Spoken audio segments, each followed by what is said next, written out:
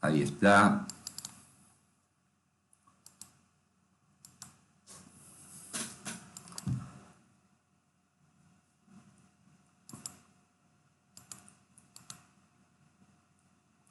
Me parece una excelente posibilidad en toda vez que podamos brindarle a la demás gente que da cursos, sean de tecnología o no, que puedan hacerlos públicos para que la gente sepa, porque es importante, son gratuitos, son muy buenos cursos, tal vez para una edad donde los chicos tienen muchas ganas de aprender y bueno, todos sabemos que todo lo que es curso de tecnología son caros, realmente,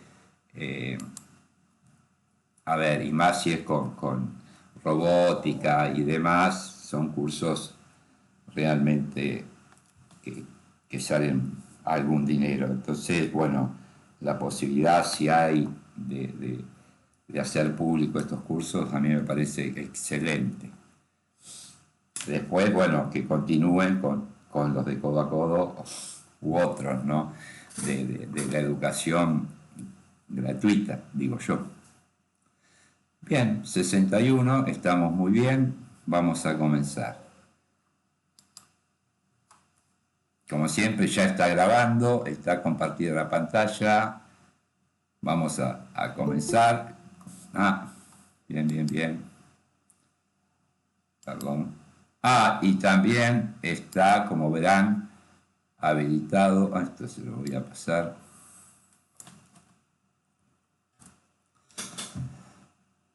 Bien. Pasando. Ahí está. Ah, hay más, hay más. Se está llenando el lugar. Muy bien, perfecto. Se iba a pasar por acá.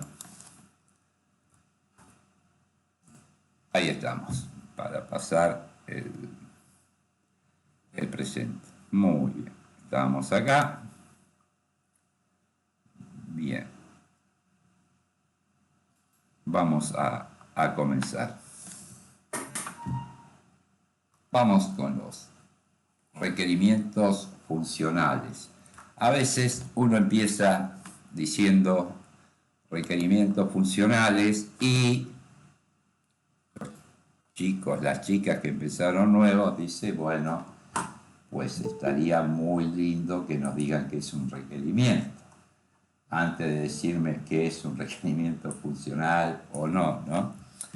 Eh, Justamente, un requerimiento es una característica que debe incluirse en un nuevo sistema puntualmente, ¿no? Y que puede constituir una forma de captar o procesar los datos, producir información, controlar una actividad o dar apoyo a una tarea. Significa que todas las características que nosotros debemos incluir en un nuevo sistema, a eso le llamamos requerimientos. Para justamente, para identificar un requerimiento es importante, súper importante, determinante, diría yo, comenzar por un adecuado relevamiento de información. Por eso, lo que tal vez es importante, ¿no? Que definamos esto de qué es un requerimiento, después seguimos viendo normalmente cómo sigue. Los requisitos o requerimientos funcionales son declaraciones detalladas que describen las funciones y características que un sistema de software debe proporcionar. Estos requerimientos definen lo que el sistema debe hacer y establecer las expectativas de su comportamiento. Muy bien. A ver.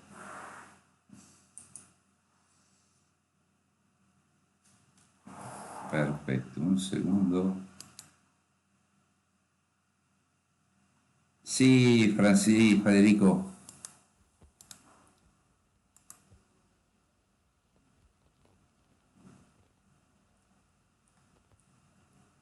No, no se escucha. No se escucha. Eh, Hola, hola, hola, hola. Hola, hola. Hola, hola, no, hola. se escucha ruido, Federico. Nada. A ver, Eh, Vamos a hacer una cuestión para ordenarnos y demás.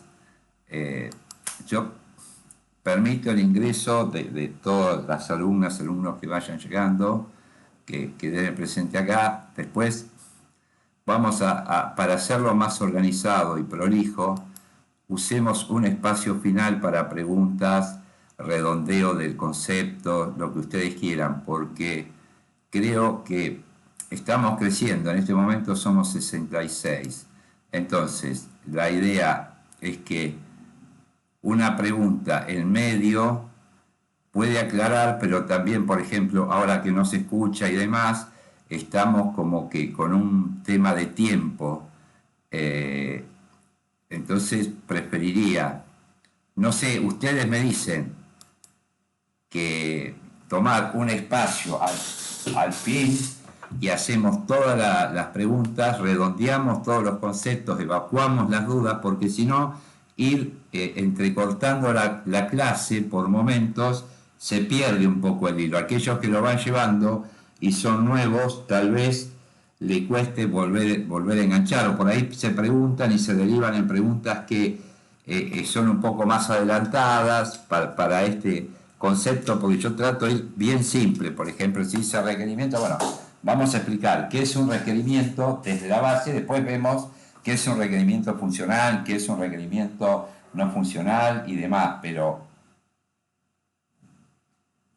recuerden siempre que el curso está apuntado para aquellas personas que comienzan sin haber tenido una experiencia y sin experiencia en cursos y ni experiencia laboral. Esa es la realidad. Entonces, a partir de ahí, tomemos esta premisa. Aquellos que ya hicieron cursos, les pido un poquito de paciencia hasta que arranquemos con la práctica, que va a ser pronto, muy diría yo, y a partir de ahí ya no, se va a hacer mucho más interesante todo esto. Muy bien, entonces, eh, los requisitos o requerimientos funcionales son declaraciones detalladas que describen las funciones y características que un sistema de software debe proporcionar. Estos requerimientos definen lo que el sistema debe hacer y establecen las expectativas de su comportamiento. Muy bien. Perfecto. Bien. Entonces, los requerimientos o los requisitos funcionales son declaraciones detalladas que describen determinadas funciones y características que un sistema de software debe proporcionar. ¿Qué es lo que el software tiene que hacer? ¿Con qué es lo que el software tiene que cumplir? ¿Para qué está creado ese software? Estos requisitos definen lo que el sistema debe hacer y establecen las expectativas de su comportamiento. En el contexto del testing de software, los requisitos funcionales son fundamentales para entender qué funcionalidades deben ser probadas y verificar si el software las cumple correctamente. Consulto. Adelante. Bienvenida, Juli. ¿Se ve? ¿Se escucha? Me está marcando señal baja, estoy un poco asustado, por eso lo pregunto. Bien, está muy bien. Bueno, sigamos, si está todo ok, gracias, muy amables. Entonces, algunas características comunes de los requisitos. En este caso hablamos de los requisitos funcionales, incluyen lo siguiente. Primero, una descripción de la función. Se debe proporcionar una explicación detallada de la función que se espera del software. ¿Recuerdan cuando nosotros hablábamos apenas la clase pasada de las normas y todo lo demás, de las normas que podíamos certificar y los estándares? Bueno, todas hacían referencia a eso, a documentar, a describir, a explicar, pero obviamente todo documentado. Entonces, se debe proporcionar una explicación detallada de la función que se espera del software. ¿Para qué se creó este software y qué es lo que se espera de él? Después, bueno, también entradas y salidas. Se deben especificar las entradas que el sistema aceptará y las salidas que se generarán a través del resultado de la función. Algo ingresa, se realiza una operación, se obtiene un resultado. O hay un algoritmo, tenemos que especificar entradas y salidas. Los requisitos de rendimiento, bueno, pueden incluir especificaciones sobre el tiempo de respuesta del sistema, la velocidad de procesamiento, la capacidad de manejo de datos, entre otros. Las condiciones de operación pueden detallar el entorno en el que se espera que el software funcione, como los sistemas operativos compatibles, la configuración de hardware, etc. Esto es muy común, ustedes lo habrán visto en todo software cuando van a instalar, especialmente un tiempo atrás a esta parte, ¿no? que antes figuraba, recomendaban cuál era igual todo el software tienen unos requisitos mínimos para ejecutarse. Eso es la realidad, ya sea de hardware o de software. Bueno, los requisitos de seguridad, si la función tiene implicaciones de seguridad, es importante especificar cómo se abordarán estas preocupaciones. Luego, las restricciones y limitaciones. Se puede incluir restricciones específicas que limitan la funcionalidad del software en ciertos escenarios. Los requisitos funcionales son esenciales para el desarrollo y testing del software, ya que sirven como la base para diseñar, para implementar y también para validar las funciones del sistema. Durante el proceso de testing se verifica si el software cumple con estos requisitos funcionales, asegurando que el producto final satisfaga las necesidades y expectativas del usuario. Siempre recuerden este concepto que habíamos visto de clase anterior, especialmente la clase pasada, ¿no? Que tenemos que tener un software de muy buena calidad, pero que a su vez también satisfaga las expectativas del usuario, que sea amigable al usuario final, también, por supuesto. Esto haría un muy buen resultado. Después, bien, teníamos los requisitos funcionales y ahora los no funcionales. Los requisitos no funcionales son criterios que describen aspectos del sistema que no están directamente relacionados con las funciones específicas que el software debe realizar, sino más bien con cómo esas funciones deben realizarse o qué características generales debe tener el sistema. Justamente, son requisitos que, si bien no están en el software, están relacionados con el software. Las funciones específicas que el software debe realizar, sino más bien con esas funciones que deben realizarse o qué características generales debe tener el sistema.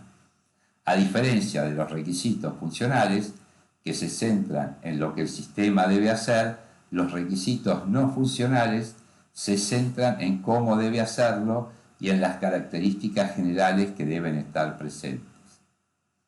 Por ejemplo, algunas categorías comunes de los requisitos no funcionales incluyen rendimiento,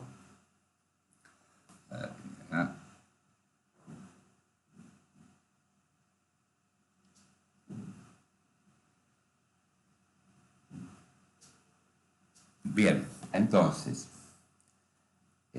establece criterios relacionados con la eficiencia del sistema, como la velocidad de respuesta, la capacidad de procesamiento, el rendimiento bajo carga, entre algunos, para citar algunos parámetros de ejemplos de rendimiento. La fiabilidad describe la confiabilidad y la disponibilidad del sistema, incluidos los tiempos de actividad, la tolerancia a fallos y la capacidad de recuperación. La seguridad, por ejemplo, define los aspectos que están relacionados con la seguridad del sistema, como la autenticación, la autorización, el cifrado de datos, la resistencia a ataques. La mantenibilidad. Bien, ¿qué hacemos? ¿Qué es un sistema? ¿Cómo lo mantenemos? Se refiere a la facilidad con que el software puede ser mantenido y modificado. Yo diría mantenido y o modificado, incluyendo aspectos como la legibilidad del código, la modularidad y la capacidad de realizar actualizaciones. Significa esto que qué tan amigable es ese software para realizar modificaciones y para mantenerlo. Las dos cosas. Portabilidad indica la capacidad del software para ejecutarse en diferentes entornos, sistemas operativos o plataformas sin requerir modificaciones significativas. La compatibilidad se refiere a la capacidad del sistema para funcionar correctamente con otros sistemas, software o hardware específicos. O sea, esto se puede usar con esto o no se puede usar. Se puede usar con este hardware o no se puede usar. ¿Es compatible con este sistema o no? Bien, estos requisitos no funcionales son esenciales para asegurar que el sistema cumpla con las expectativas más allá de la funcionalidad básica, garantizando aspectos críticos como el rendimiento, seguridad, usabilidad. Durante el proceso de testing se evalúa el cumplimiento de estos requisitos. Justamente nosotros somos los encargados, ¿no?, de evaluar el cumplimiento de estos requisitos para asegurar que el sistema en su conjunto, en su totalidad, sea robusto, confiable y que cumpla con los estándares. Recuerda que yo siempre le decía que estas normas tienen estándares que tenemos que cumplir, cualquiera sea la norma que hayamos certificado.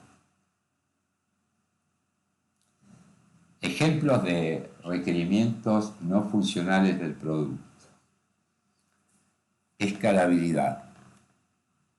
El sistema debe ser capaz de manejar un aumento del 50% en la carga de usuarios sin pérdida significativa de rendimiento.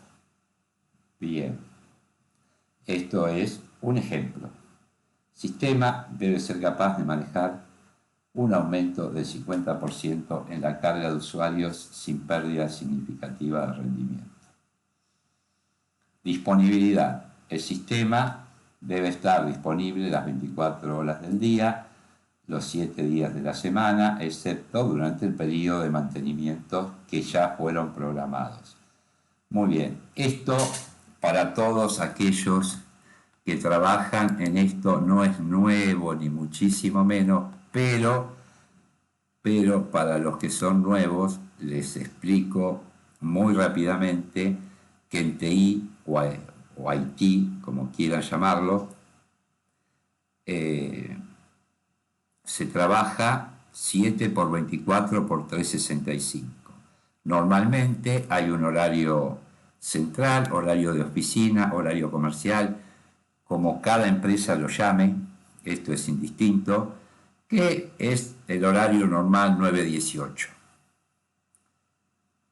Ahí, digamos que sería el horario que lo nombran así como yo les digo. Y después, normalmente, tienen los 3 horarios, que es de 6 a 14, de 14 a 22, y después, depende de la empresa, hay turnos de 7 u 8 horas. Hay empresas que el horario nocturno es de 7 horas. Entonces tendrían que 22 trabajarían hasta las 5 y después de 23 a 6 para cubrir esa brecha de que llega de 22 a 6. Eso depende de las empresas. Esto es un ejemplo solamente. Decirles que normalmente si van a trabajar en este tipo de actividad se realiza con estos horarios y todo el año. Ya. Esto para que ustedes lo entiendan, ¿no? Comentario así para aquellos que son nuevos. Los que ya están trabajando es algo normal, o trabajan en el horario central o trabajan en los distintos horarios, en los distintos turnos, como se les llama. Bien, entonces, después de la tolerancia a fallas, el sistema debe ser capaz de recuperarse automáticamente de fallos menores sin intervención manual, garantizando una operación continua. Tiempo de respuesta. Todas las transacciones deben completarse en un tiempo de respuesta máximo de 3 segundos. Interoperabilidad. El sistema debe ser compatible con los sistemas existentes, utilizando estándares de comunicación reconocidos. O sea, que, como se dice, que un sistema se vea con otro sistema. Facilidad de aprendizaje. Los usuarios novatos, nuevos, deben poder realizar tareas básicas dentro del sistema después de una capacitación de 1 hora o menos. Estos son ejemplos. Habla de operaciones básicas. Confiabilidad. El sistema debe funcionar sin errores críticos durante al menos 30 días consecutivos. Cumplimiento de los estándares, lo que yo le hablaba recién. El desarrollo del sistema debe seguir las mejores prácticas y estándares de la industria, como por ejemplo ISO 9001 o normas específicas del sector. Luego tenemos la sostenibilidad. El sistema debe ser diseñado para minimizar el consumo de recursos y cumplir con los estándares de sostenibilidad establecidos. Perdón. ¿Hay alguno más además de Alan? No, perfecto. Ya ingresó Alan. Bien, muy bien.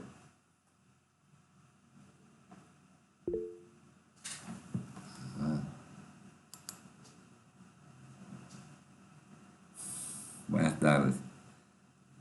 A ver, poder subir el volumen porque me parece que está bajo para ustedes.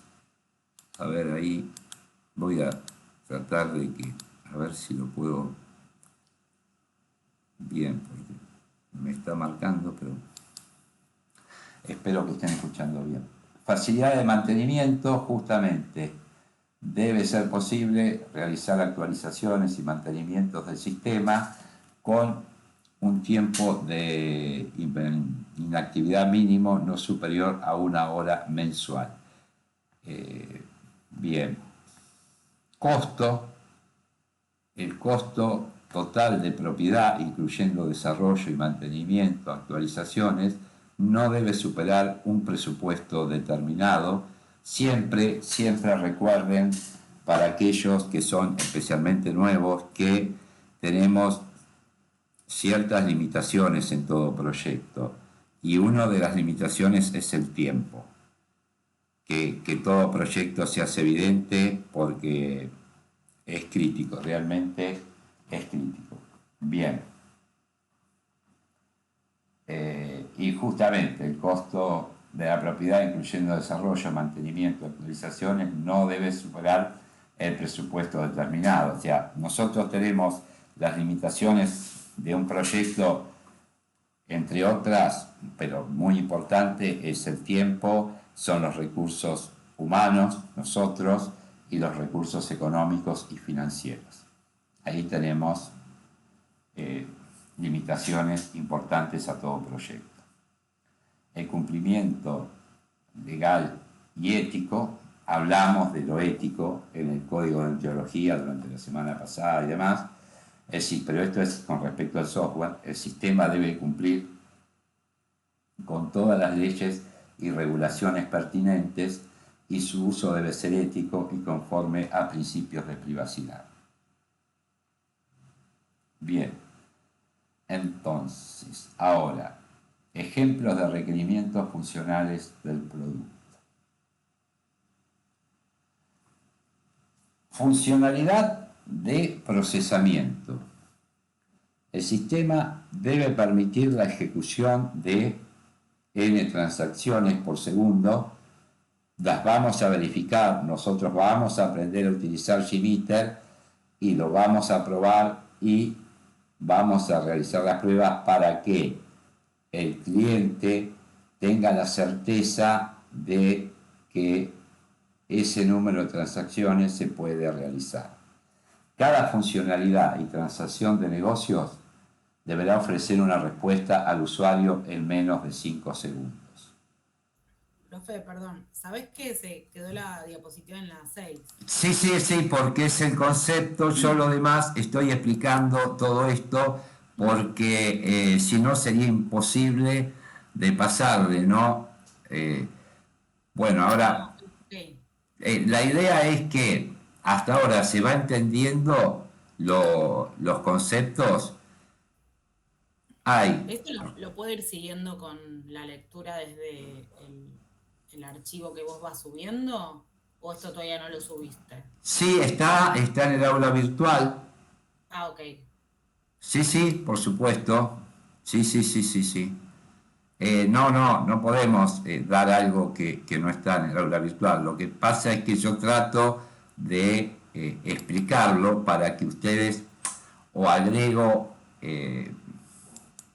un comentario o cuestiones técnicas o de la experiencia o lo que fuere, para que aquellos alumnos y alumnas que son nuevos, que están empezando, tengan una idea, porque a lo mejor alguien, lo que yo acabo de decir, para alguien que está hace años en esto, ¿cómo se trabaja las 24 horas todos los días? Y sí, hay un horario central, pero también hay horarios de todo el día. Claro. La infraestructura de TI a lo mejor puede tener, como ustedes ingresan a su home banking, un mantenimiento a la noche, o en algún momento tienen mantenimiento, por supuesto, y están desafectados los servicios, igual que si van al cajero automático en algún momento y justo es el horario que le están haciendo mantenimiento, bueno, no van a poder acceder. Digo, al cajero físico también, o están cargando los billetes, o están, no sé, haciendo algo y no pueden acceder, pero es un momento en el día, es un espacio de tiempo muy reducido. Entonces los sistemas se generan, se crean con estas condiciones. Esto es a manera de ejemplo, ¿no? Pero bueno, después vamos a charlar sobre esto. Muy bien, 68 alumnas y alumnos, bien, excelente. Ok, a ver, no, yo más que nada porque quería saber el PDF dónde está, porque no lo estoy Sí, viendo. está en el aula, está en el aula. Ok, no, bueno, no sé, no lo encuentro. Estoy en la unidad, sería 2 ahora. No, a ver, perdón. A ver, dame un segundo, por No, porque así favor. voy siguiendo la lectura de eso, porque ahí sí yo ya me pierdo. Y si no, Claro, esto lo estaba subiendo en el Drive. Y en el Drive está unidad 1, pero es otra cosa, es lo que vimos la clase pasada. Que es claro, no. Esto es, a ver, lo que subieron esta semana al aula virtual. Fíjate, vamos a entrar al aula virtual, por favor. Vamos, porque está bien, esto es muy importante. No, o sea, quizás estaría bueno que esté el PDF, porque yo no lo veo el PDF. ¿Cuál? Este que estás mostrando. No, Hay el que se llama proyecto de testing 1, creo. ahí está. Yo estoy siguiendo la lectura, por eso. Perfecto. Estamos Ahí. por la página 2, creo que es. No, Ah, ok, lo tiene en otro formato. Ahí si querés lo paso al grupo de WhatsApp, así lo puedes leer. Dale, gracias. bueno. Bueno, siga, profe, siga, así me... No, tranquila, Andrea. Muchísimas gracias, María Belén. Sí, muchas gracias, María. Muchas gracias, muy No hay amable. de qué, no hay de qué. Bien, entonces. Perfecto. Entonces, cuando nosotros decimos, por ejemplo, también funcionalidad de procesamiento, el sistema debe ser capaz de manejar eficientemente hasta 100.000 usuarios concurrentes. Las actualizaciones de datos en la base de datos deben reflejarse para todos los usuarios en menos de 2 segundos. Gestión y acceso y seguridad de datos. Únicamente el administrador de acceso de datos podrá modificar los permisos de acceso. Obviamente esto por ahí es muy nuevo para aquellos que todavía no están trabajando y pero muy común para aquellos que tienen cierta experiencia. Justamente siempre hay un administrador que es justamente quien nos otorga los permisos. Significa que para cada perfil, pero no es para perfil, sino, por ejemplo, para cada equipo. Nosotros somos testers y todos los testers vamos a tener los mismos permisos y las mismas restricciones. O sea, si Andrea es tester, yo soy tester y Gonzalo también, bueno, el equipo de Gonzalo, Andrea, Abel van a tener los mismos permisos, van a poder acceder a lo mismo y van a tener restringido, por ejemplo, la base de datos de recursos humanos. Por más que a nosotros tres nos gustaría saber cuánto gana toda la empresa, no vamos a poder porque no va a ser no lo vamos a tener permitido y no vamos a poder acceder. Esta es la realidad. Tenemos permisos, pero también tenemos restricciones. Y esto justamente, únicamente el administrador de los accesos a los datos puede modificar los permisos de acceso. Puede ser que en algún caso muy especial se nos brinde un permiso temporario para realizar tal o cual acción, tal prueba, tal testeo, pero los estándares es que todos tengamos los mismos permisos y quien lo administra es la persona encargada de, ya de acuerdo a cada perfil, tener qué puede hacer y qué no. Eso además lo determina toda la empresa en particular. El administrador es quien nos otorga los permisos. El desarrollo del sistema deberá seguir patrones y prácticas de programación que aumenten la seguridad de los datos, por supuesto. Se realizarán respaldos diarios almacenados en un lugar seguro fuera del edificio principal. Bien, muy bien. Acá vamos a hablar un segundo de esto puntualmente. Una consulta, ¿hasta acá se va entendiendo? Bien. Nosotros, algunos, supongo yo, que van a ser tester de backup y restore. Entonces, las políticas, primero yo les digo que si ustedes eligen eso, tienen que tener una enorme disponibilidad de trabajo fines de semana a las 4 de la mañana. Lo digo por experiencia. Después no nos diga el profe, a ver, no me avisó. Sí, yo se los avisé. Significa que cuando nosotros vamos a trabajar en esta... No, a ver, Gonzalo, es así este trabajo, no lo inventé yo. Es decir, ¿qué pasa? Para describir esto para aquellos que son nuevos. Dice, se realizarán respaldos diarios almacenados en un lugar seguro fuera del edificio principal. Vamos a aclarar todo esto porque es muy importante para que ustedes entiendan, los que son nuevos, de nuevo, cómo se maneja este tema. Normalmente este sector se lo denomina backup y restore. Bien, entonces, cuando nosotros procesamos durante un día, se procesa la información.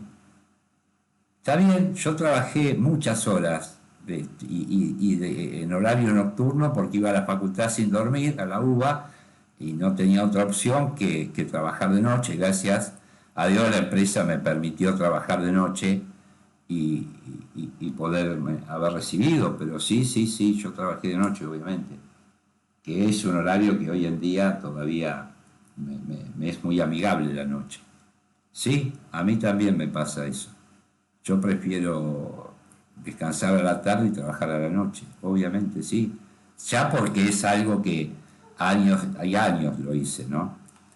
Entonces, por ejemplo, nosotros trabajamos, el sistema trabaja durante el día. Hay un momento que se puede y se debe resguardar toda la información. Esa información se llama backup diario. Entonces, ese backup diario, ¿qué sucede? Se guarda en la oficina de lunes a sábados, como fuere, lunes a sábados. Entonces, tenemos una versión diaria. Backup diario de tal fecha. Bien, esos backup diarios, el sábado, y acá empieza esta cuestión de los horarios, tal vez sábado o domingo, cuando la empresa lo haya designado, se hace el backup semanal. Una vez que se hace el backup semanal, se guarda ese backup semanal y se liberan las cintas o los medios mecánicos, o sea, los medios digitales sobre los que se haya grabado. Puede ser que se grabe en disco también. Bueno, ese espacio se libera. ¿Por qué? Porque ya tenemos el backup semanal. Ya hicimos toda la semana. Cuando llegó el backup semanal, hicimos el backup semanal, liberamos los backups diarios para la próxima semana. El backup semanal queda resguardado y se hace a fin de mes el backup mensual. En las empresas, los backups semanales se liberan también y se queda el backup mensual. Entonces, ese backup mensual que nosotros realizamos, a fin de año se hace un backup anual. Bien, los backups mensuales no se liberan. Los backups mensuales se ponen en unas cajas que tienen unas características ignífugas, etcétera, etcétera. Eso depende de la empresa, pero la política es por este lado. Todos los backups mensuales y los anuales se guardan por un periodo de tiempo. Años. Entonces, ¿qué sucede? Si nosotros tenemos guardados todo ese reaseguro de información, todos esos backups en nuestra empresa y pasa algo, los perdemos. Entonces, por esa lógica es que no se deben guardar en la propia empresa. Normalmente hay lugares donde se guardan, donde los trasladan y los guardan, y esto se realiza a través de un contrato, siempre con el ok del cliente. Entonces, se elige, no voy a dar nombres acá, por favor, pero la empresa tal va a ser la encargada de que los medios magnéticos, cualquiera fuera eso, van a ser resguardados bajo tales condiciones en tal lugar.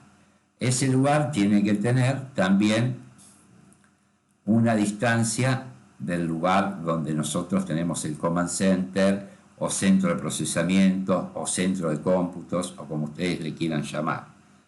Eso es básicamente. Ahora, bien, y acá viene el problema, no es que yo sea macanudo o no, es así la profesión, Gonzalo. Pasa algo y se perdió una información, por lo que fuere, no vamos a dar detalles en este momento, pero se perdió, se borró, algo pasó, se rompió el disco, no sé, lo que ustedes quieran, ¿no? Pongámosle la situación que cada uno imagine, pero se perdió la información. Bien, hay que traer esa información del centro de resguardo, bajarla al sistema, verificar que los datos estén bien, que todo vuelva a funcionar bien como estaba antes y acá no pasó nada. Imaginen ustedes a qué horario se hace eso y qué día. Es así, va a ser sábado o domingo a la madrugada, digo, en el lugar de menos trabajo y cuanto menos afecte al normal desarrollo del sistema. Por eso digo de que se usa esos horarios. Y además también de los horarios estos que yo les digo, puntualmente hay algo que se lo tengo que decir sí o sí. Tienen que tener el suficiente carácter para esto. Claro, sí, totalmente, claro.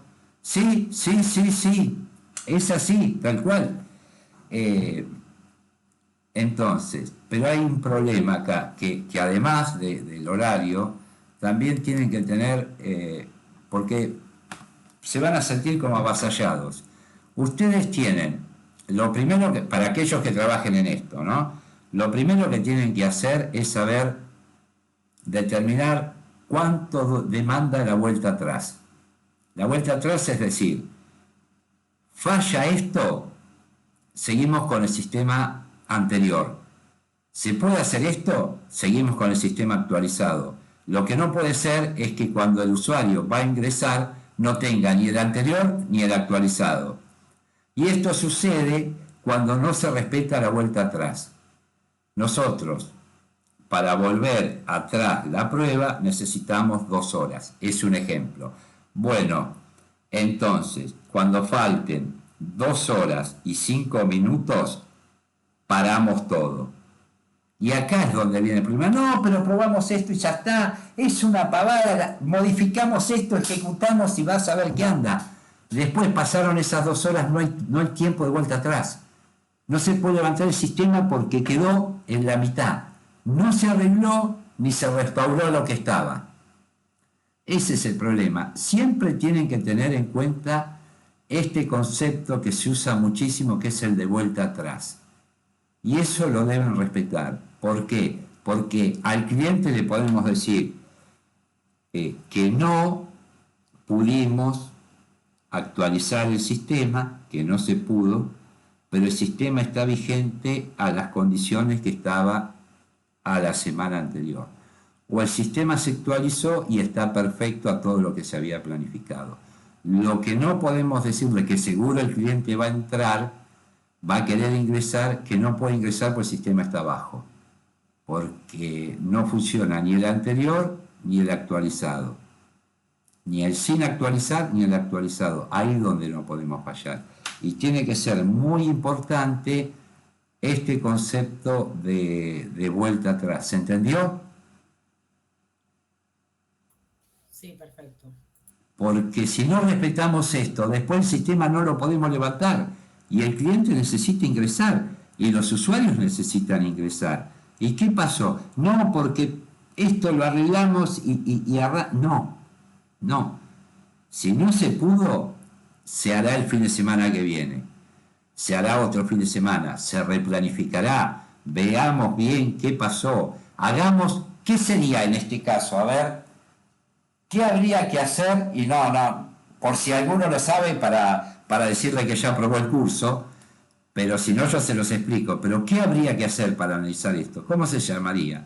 Retrospectiva. Muy bien, excelente, muy bien. Habría que analizar qué pasó, por qué no funcionó, si esto ya estaba. Además de eso, necesitamos un documento con esto. Todas las empresas tienen un nombre distinto, ¿no? Pero necesitamos un documento, como vieron que hay que documentar todo, bueno, acá necesitamos un documento donde se dé el ok cada sector de que aprueba este cambio. y además con todas las condiciones de tiempo, de requerir, todo se especifica ahí en ese documento. O sea, base de datos nos dice que el DBA, el administrador de base de datos, Database Administrator, va a estar disponible para el control de cambio de tal hora a tal hora, presencial, online, como fuere. Que la gente de comunicaciones va a dejar una guardia expresa de tal hora a tal hora, perfecto. O sea, fíjense la importancia de todo esto. Es súper importante. Por eso algunas veces dicen, no, pero esto, no, porque si falla, en el peor de los casos no se actualiza la información, pero el sistema sigue funcionando como estaba. Después se verá el fin de semana que viene o cuando se pueda, se mejorarán las cosas, se planificará distinto, todo bien, se vuelve a intentar. Pero no podemos no darle sistema al cliente. El cliente necesita o actualizado o la versión anterior, ni hablar cuando se cambia de versión, cuando se modifica algo. Y nosotros tenemos que salvar todo eso. Por eso digo, la gente de backup y restore, aunque a ustedes les parezca una cosa que no es importante, son determinantes. Son determinantes. ¿Por qué? Fíjate que te olvidaste de mandar los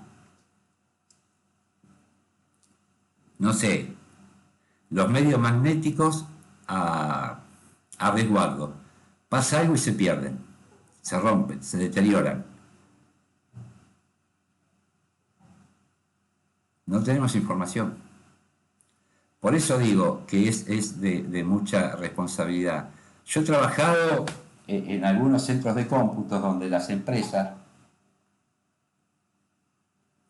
nos dejaban las cajas, esas que pesan toneladas ignífugas, y guardamos justamente un poco lo que dice ahí los cassettes, vamos a decirle cassette para decirlo de alguna manera, y ya los guardábamos ahí, que era teóricamente súper ignífuga, y los guardábamos en una caja fuerte especial a prueba de fuego, dentro de la empresa. Después, cuando eso se acumulaba y llegaba el momento, se trasladaban, pero mientras tanto los diarios los guardábamos ahí. Después, cuando hacíamos el semanal, liberábamos los diarios.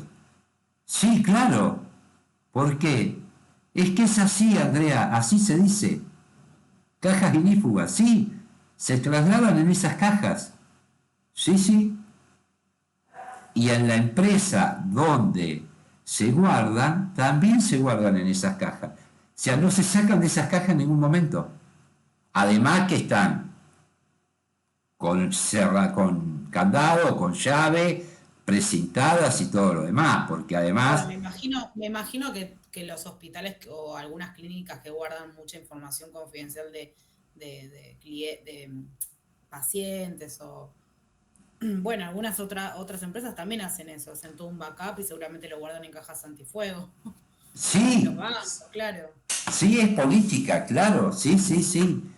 Sí, además que es información confidencial, porque nosotros cuando hablábamos fíjense qué importante esto, ¿no? Del código de deontología, hablábamos de la confidencialidad de los datos. Y acá también tenemos esto, forma parte de ese concepto de confidencialidad de los datos. Fíjense, y no quiero, porque no es cuestión de nuestro curso, pero cuando trasciende que tal persona tiene una enfermedad o que tal empresa está, iba a decir en bancarrota, pero es una palabra antiquísima, bueno, que está en una situación financiera irresuelta, que vendría a ser está al horno, vamos a hablar en criollo. O sea, situación económica o situación financiera o un pasivo extenso. Quiero decir, bueno, a ver, esto no puede surgir de esta cuestión, pero estamos hablando de la seguridad. La seguridad es, y justamente nosotros tenemos que tener los medios, aparte que a nosotros nos permitían, por ejemplo, nosotros teníamos, y lo voy a decir porque acá no puedo decirlo de otra manera, un sistema que tenía 42 bancos actuando. Y el hot site era en IBM Martínez. Cuando el Banco Central de la República Argentina nos indicaba las pruebas de auditoría, que nunca sabíamos la fecha, nosotros teníamos 2 horas cronometradas para trasladarnos desde Capital, sería Libertador y General Paz, hasta Martínez, encender el centro de cómputos, ponerlo en funcionamiento. Después se traía la información, se bajaba la información y se ponía operativo, pero en 2 horas tenía que estar todo levantado y listo para funcionar. Hablo de todo el sistema arriba, solo que lo único que teníamos que hacer, que quedaba pendiente, era actualizar datos. Pero cronometrado, era un auditor en la empresa, un auditor en IBM, todo con planilla, se firmaba, al menos eran 2 veces obligatorias por año que teníamos esos controles. O sea, se hacen, no es que están porque están. Sí, Rebeca.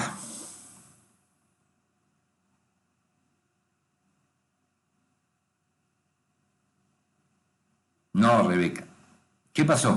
Bien. Bueno, esto es, se realizarán respaldos diarios almacenados en un lugar seguro fuera del edificio principal. Yo con esto les puse con lujo de detalle. Ya pueden salir, no hay ningún problema, ya pueden salir a buscar esto de tester de resguardo de datos y de restore de datos. Lo van a tener, si le llegan a preguntar o quieren aplicar en algo así, pero le pueden dar clase a la persona que lo va a entrevistar, porque realmente fue como muy amplio y obvio que, pero además un poco lo que decían, si es una clínica o lo que fuere, también tienen todo lo y mucho más, ¿no? Porque eso ahí siempre hay que tener en cuenta la confidencialidad de los datos, pero acá lo que se trata es de que si pasa algo en el sistema se pueda restaurar y pueda seguir funcionando como si eso no hubiese pasado. Por tal caso, nosotros tenemos que tener estas precauciones.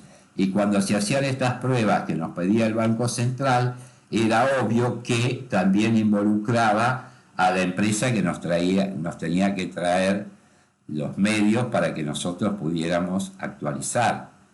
Eso también, ellos también tenían que llegar a horario y en tiempo y forma darnos a nosotros los contenidos, o sea, los medios con los que nosotros íbamos a bajar la información actualizada o la información que nos pedían bajar. Bien, todas las comunicaciones externas entre servidores y clientes deberán ser encriptados utilizando el algoritmo SRA. Bueno, ¿qué puedo decir de esto? Un algoritmo. Bien, entonces, SRA, primero son los nombres, pero, a ver, un requerimiento es una característica y toda esta cuestión, pero además, como norma de seguridad,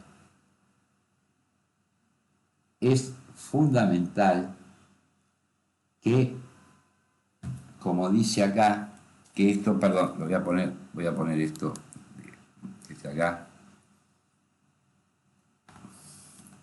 Bien, que todas las comunicaciones externas entre servidores y clientes deberán ser encriptadas utilizando el algoritmo SRA. Perfecto. Nosotros, cuando hablamos de esto, para aquellos que recién comienzan, por favor, SRA es, en criptografía, vamos a hacer así, vamos a explicarlo de la mejor forma que pueda. La mejor forma es la más simple, la que ustedes entiendan. Existen dos grandes tipos de encriptación de que los datos no puedan ser leídos, para decirlo de alguna manera, que se conoce como cifrado de clave privada y cifrado de clave pública. El primero se refiere a todos aquellos sistemas criptográficos, así se llaman, que requieren de solo una clave para encriptar y desencriptar los datos. Significa que los datos viajan encriptados, uno tiene la clave y para poder ver esos datos necesita esa clave o no los puede ver. Bien, eso es cuando hablamos de clave privada, y también tenemos el cifrado de clave pública. El primero se refiere a todos aquellos, como ya le dije, una sola clave para encriptar y desencriptar datos es la misma. El segundo se trata de utilizar una clave diferente para cifrar y descifrar la información. Bueno, justamente, uno de los famosos algoritmos que se utilizan es el RSA en criptografía. ¿Se entiende la funcionalidad? ¿O alguien tiene dudas? Si tienen dudas, por favor pregunten, porque esto es que hay un algoritmo que tenemos una sola clave y hay uno que tiene dos claves. Uno le decimos clave privada y otro le decimos clave pública. Es así, en conceptos simples, ¿no? Lo más simple que lo puedo simplificar, porque después, bueno, todo lo demás, cómo es el cálculo, cómo se realiza, creo que es elevadísimo para los objetivos de este curso, ¿no? Pero si lo quieren saber, la seguridad de esto es, ¿en qué se basa RSA? Bueno, simple, es un tema de factorización de números enteros. Justamente, ¿en qué consiste esto? Encontrar el valor de dos números primos grandes a partir de su producto. Fíjense por dónde andamos calculando esto. Teóricamente esto se puede resolver cuando la computadora, bueno, no importa, dejará de ser efectivo cuando haya computadoras con más poder. No sé, eso es un tema de futurología que nosotros acá en este curso que tenemos que saber que hay formas de seguridad, de encriptación y que pueden ser de clave pública o de clave privada puntualmente. Y un ejemplo, a ver, muy simple. A ver, otra vez Gonzalo, o no, Guillermo, que está al lado de Gonzalo. Yo voy a ver, por ejemplo, yo le quiero enviar a Guillermo un mensaje secreto. Bueno, ¿qué hago? Entonces, yo le envío, la cuestión es así, hay que enviar un sobre con un candado abierto. Esa es la clave pública. Entonces, el que lo recibe tiene la clave privada o RSA aquí. Entonces, pone el mensaje dentro del cofre, cierra con el candado, por lo que ya nadie lo puede ver. Entonces la información es súper secreta, salvo la persona que tiene la llave, la clave que desbloquea el cofre. Si esto se entiende, acá este es un ejemplo de comprender cómo es esta forma de encriptar que se llama RSA.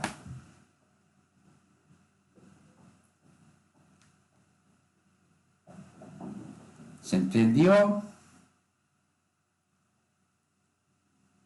Sí, profesor, tal cual. Perfecto. En uno tenemos una sola clave. Yo te envío, el que envía y recibe tiene la clave, bueno, ingresa la clave, puede acceder. Lo otro es que hay que mandar un cofre, el otro pone, es un sentido, ¿no? Pone la información y tenemos la clave privada y la clave pública. Sí, cuando recibimos el mensaje tenemos la clave, bueno, podemos abrir ese famoso cofre y leer la información. Bien. ¿Por qué esto? Ustedes dirán, ¿no? Pero como es algo muy nuevo, muy nuevo para aquellos que recién comienzan, si yo le digo que todas las comunicaciones externas entre servidores y clientes deben ser encriptadas utilizando el algoritmo SRA, pongan en lugar de Abel y Guillermo, es el servidor 1 y el servidor 2, o el cliente 1 y el banco. O sea, no hay problema, eso si entienden el concepto, pero el tema es que para aquellos que son nuevos, recién empiezan, que sepan que la información viaja encriptada y hay formas de encriptar y hay formas de desencriptar. Puede ser con la misma clave o con dos claves. Cuando en el RSA, por ejemplo, RSA es justamente un ejemplo de las dos claves. Ese es un algoritmo RSA. Ese utiliza las dos claves. Por ejemplo, ¿no? Típico de algoritmo de...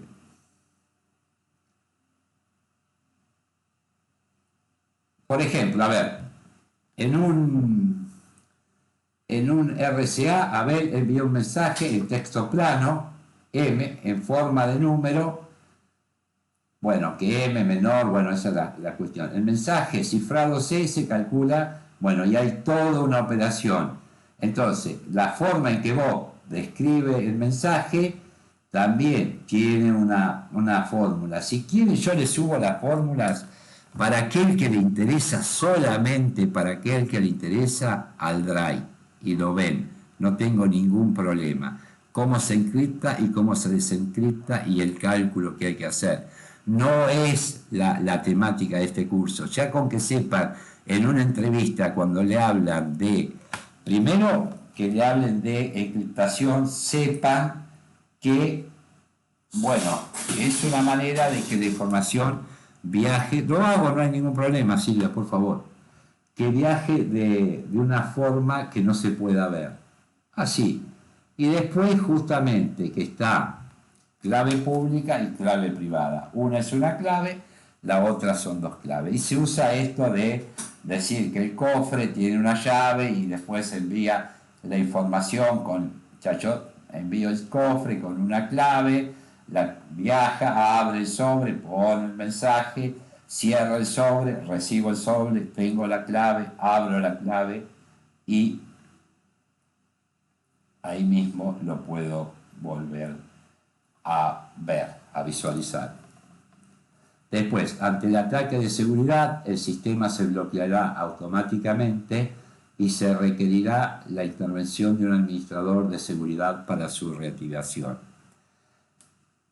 Esto es así porque justamente, como ustedes pueden estar adivinando, antes de desbloquearlo, va a analizar muy bien por qué y si esto genera algún inconveniente o no. O sea, que si se bloquea por un tema de seguridad, hay un administrador también de seguridad para su reactivación. También hay testers que se dedican a probar la seguridad de los sistemas. Después, esto es importantísimo también, pero hace a ciberseguridad totalmente, claro, sí. Hay otra cuestión que hace a la cuestión de la seguridad. El sistema se apagará si la temperatura externa es inferior. Bueno, esto es de acuerdo a la empresa, ¿no? En caso de detectarse un incendio, el sistema se apagará automáticamente. Por ejemplo, en ascensores, no, en todos lados. Los centros de cómputos tienen probadores o sensores de humo por todos lados y sistemas que salen fortuna cada vez que se dispara un sistema de eso por error. Es una locura. Yo he estado en varios centros de cómputos que se ha disparado, en algunos casos porque alguien se puso a fumar debajo de un sensor, o porque falló, o porque, pero pasó. En caso de detectarse un incendio, en realidad detectan humo. El sistema se apagará y sí, el tema es que cuando se disparan son como matafuegos gigantes en línea, 4, 5, ¿sí? Y cuando se disparan ante una alarma, por eso normalmente cuando los técnicos vienen a probar esto, ya bloquean los extinguidores y prueban los sensores de humo. O sea que los sensores de humo, y es más, lo prueban, fíjense lo sensible que son, que lo prueban con un saumerio. Ponen un saumerio así cerca para que detecta el humo y se activan. Fíjese la sensibilidad que tienen esos sistemas, son increíbles, increíbles. Bueno, perfecto, eso es en cuanto a la seguridad, pero no solo los ascensores, todo. Y el tema que por eso siempre tienen que estar muy bien señalizadas las salidas, porque con el humo, la gente que normalmente trabajamos dentro de un command center o dentro de un centro de datos, o dentro del centro de procesamiento electrónico de datos, como ustedes quieran llamar, al centro de datos justamente, al centro de cómputos, necesitas tener muy bien señalizada la salida, porque en ese caso tenés un periodo muy corto de tiempo para salir de ahí. Para lo cual eso está todo, pero todo esto depende de la empresa, los van a entrenar, todo lo demás. Eso es algo que cambió muchísimo y ustedes van a ver los protocolos de evacuación se hacen a rajatabla en todas las empresas. No sé si alguno, bueno, vamos acá a habilitar las preguntas y demás, las dudas que tengan. No sé si alguno de ustedes trabajó en alguna empresa y demás donde hacían protocolos de evacuación.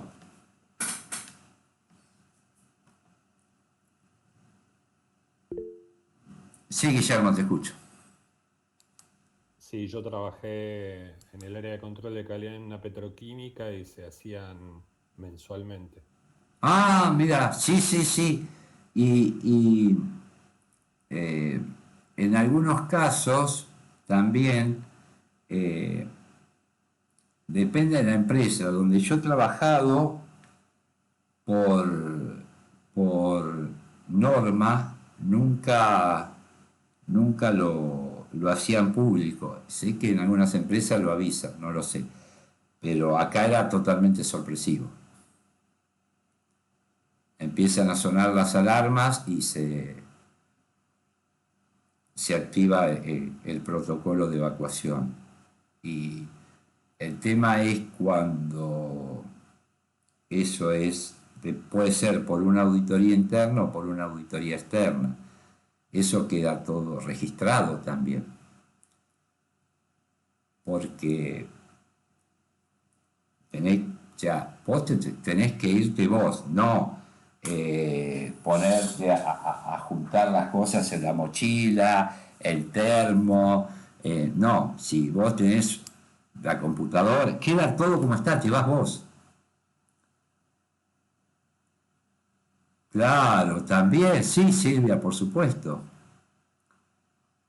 A ver,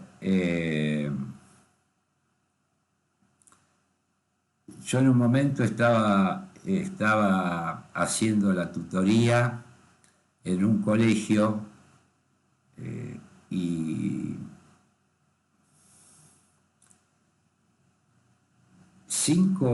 una semana, los 5 días tuvimos amenaza de bomba. Todos 5 días tuvimos que evacuar el colegio. En ninguno de... O sea, eso fue lo más terrible, ¿no? Que fueron 5 días seguidos. Después hubo otros, pero esporádicos, pero eso fue puntual los 5 días. O sea, era como una cosa y tenés que salir sí o sí, y tenés que salir rápido y salir bien y salir ordenado. Claro, sí, Andrea, por supuesto, sí. Sí, porque es por nuestra seguridad. ¿Y hace mucho o hace poco?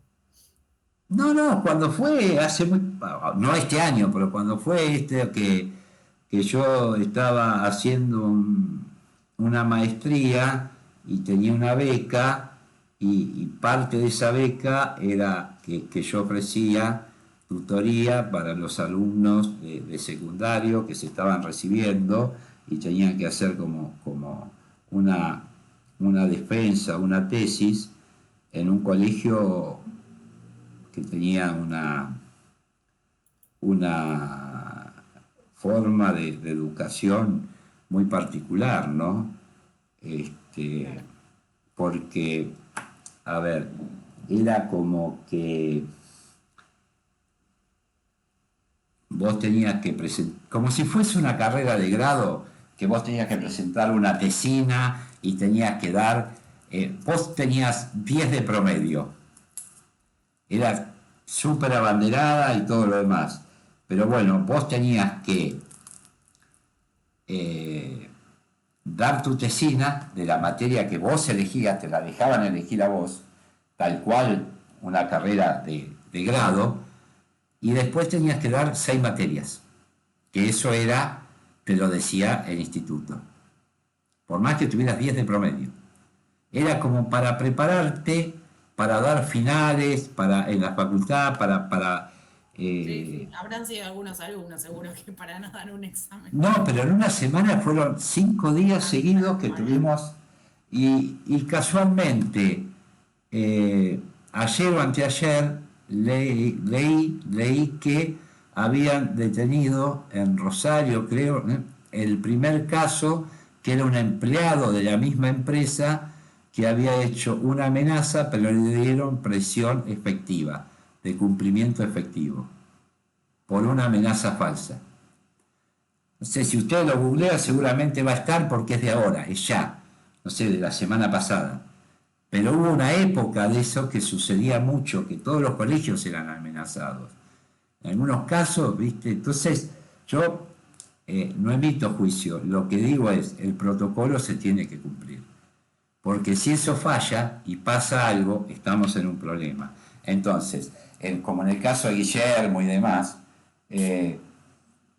y además no podés quedarte trabajando. Yo sé que en algún momento, por ahí, si vos estás con mucha presión de trabajo y demás, este tipo de evacuación molesta. Pero es por nuestra seguridad y por las cuestiones que estamos viviendo como sociedad. No es que surge de la nada.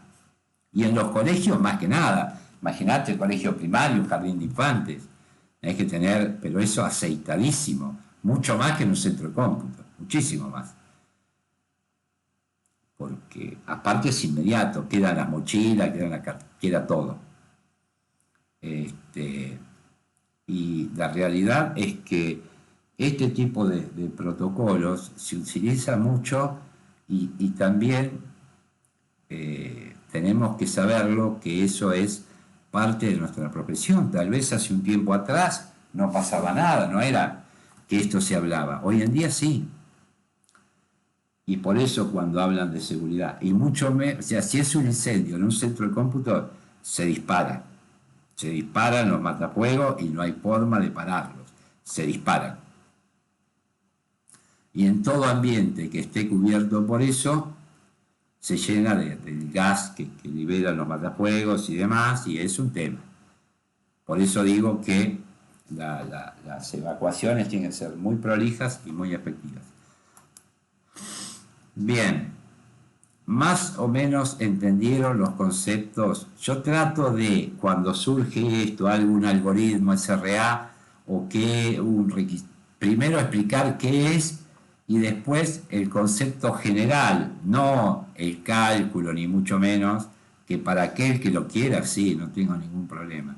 Pero entiendan que, por ejemplo, que hay protocolos, que la información ya no viaja más en crudo, no viaja como texto, viaja encriptado, que para eso hay distintas, si se quiere, metodologías de encriptación. Una puede tener una clave, que se puede llamar privada, la otra puede tener dos claves, que sea la clave pública. Eso es, hasta ahí estaríamos muy bien con esto y estarían muy, pero muy bien ustedes en una entrevista laboral. Porque eso sería muy importante, porque por todo lo que hablamos recién, esta cuestión suele suceder todo el tiempo, ¿no? Esto de que haya evacuaciones y demás. Bueno, gente, nos vemos el miércoles. Vamos a ver si empezamos a hablar de los grupos.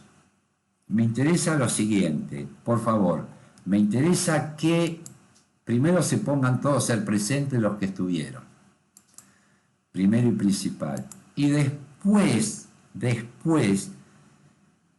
yo tengo cero problema con esto. Si hay grupos, si entre ustedes hay gente que tiene alguna afinidad o conocimiento,